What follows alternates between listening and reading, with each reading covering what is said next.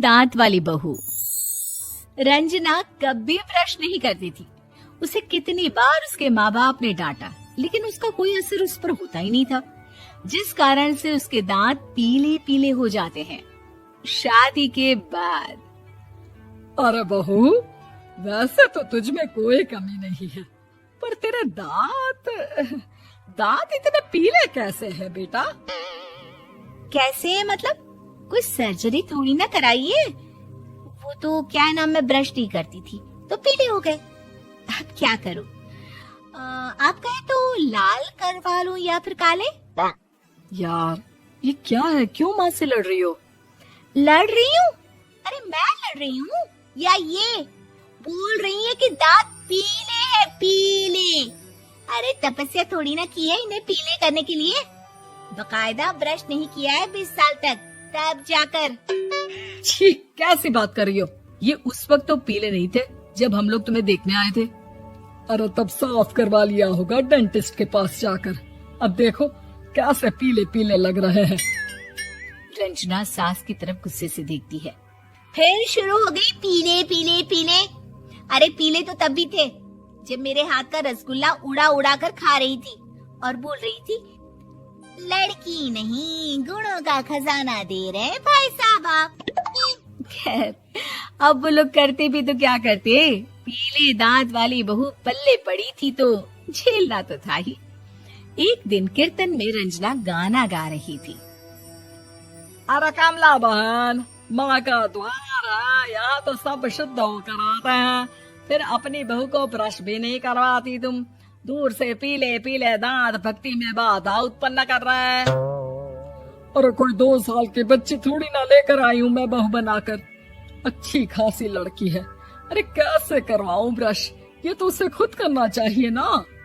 अब माँ बाप तो इसके जैसे तैसे निपटा दिए, ये नहीं सोचा कि सास कैसे संभालेगी। सास बहू को लेकर घर आ जाती है, लेकिन सोच लेती है कि अब इसे लेकर कहीं नहीं जाएगी। अगले रोज बहू कहती है, अरे क्या हो गया, मंदिर नहीं जाना क्या? कीर्तन का वक्त हो रहा है। मेरी मधुर वाणी से कान्हा जी जागते हैं और सोते हैं। आप तो जानती है ना उनकी भक्ति में कितना मन लगता है मेरा। वो क्या है ना, तबीयत ठीक नहीं लग रही है मेरी, आराम करूंगी मैं। तबीयत ठीक नहीं लग रही? अभी तो मिथुन के गाने पर नाच रही थी आप, और अब बोल रही है कि तबीयत ठीक नहीं लग रही। अरे भक्ति में मन लगा लो सासू माँ, ऊपर जाना है, क्या मुंह दिखाओगी आप? हाँ? सास को बहू की बात पर गुस्सा आ जाता है। मैं क्या मुंह दिखाऊंगी, इसकी चिंता तो ना कर, समझी? अपने मुंह की चिंता कर, जो ये पीले पीले दांत लेकर हर जगह पहुंच जाती है। पता है लोग कितना मजाक बनाते हैं। ना जी ना, मैं नहीं जाना कहीं तेरे साथ। तो ये बात है। कोई ना, मत जाओ, मैं अपने कमरे में ही बैठकर भक्ति कर लूंगी। ऊपर वाला दांत थोड़ी ना देखता है, मन देखता है, भावना देखता है। और अरे बस बस, तू सब कुछ दिखा, बस ये सफेद चमकदार दांत ना दिखाना किसी को, है? जा यहाँ से। बहू को सास की बात का कोई फर्क नहीं पड़ता, वो तो जैसी थी वैसी ही रह जाती है। सुबह नहाकर किचन में खाना बनाना, फिर खाना खाना, कीर्तन भजन करना और सो जाना। एक दिन, माँ जी मैं सहेली के घर जा रही हूँ, शाम को लेट आऊंगी। हाँ हाँ, तो जाना, मैंने कौन सा तेरी आरती करनी है घर पर बैठकर। रंजना सहेली के घर जाती है, जहाँ वो पार्टी में जाने की तैयारी कर रही होती है। अरे शिखा, कहाँ जाने की तैयारी कर रही है? मैं गलत वक्त पर आ गई क्या? अरे नहीं यार, उल्टा सही वक्त पर आई है। मैंने ये साड़ी और ज्वेलरी निकाली है यार, शाम को इनके ऑफिस की एक पार्टी में जाना है। बताना कैसा लग रहा है ये सब? नहीं यार, इस ड्रेस के साथ तो वो वाली ज्वेलरी अच्छी लगेगी। हाँ हाँ सही बोल रही है, मैंने ध्यान ही नहीं दिया। वैसे तो हमेशा से मस्त फैशन सेंस रखती है।